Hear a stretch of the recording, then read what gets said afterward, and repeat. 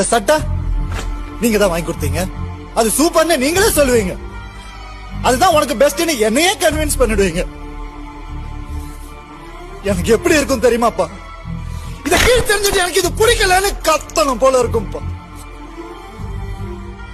Office அனுப்புவீங்க, நானும் போவேன். நான் போறதுக்குள்ள நீங்களே எல்லா வேலையும் செஞ்சு முடிச்சிருவீங்கப்பா. சிரிக்கிறாங்கப்பா அங்க ஆபீஸ்ல எல்லாம் பார்த்து.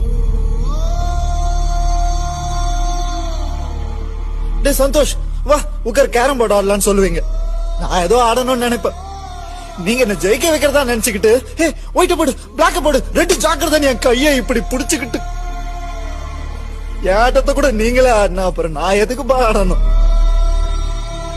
எல்லாத்தையும் விட சாப்பிடுறது எப்படின்னு கூட சொல்லி கொடுத்தா தொண்டையில இறங்க மாட்டேங்குதுப்பா.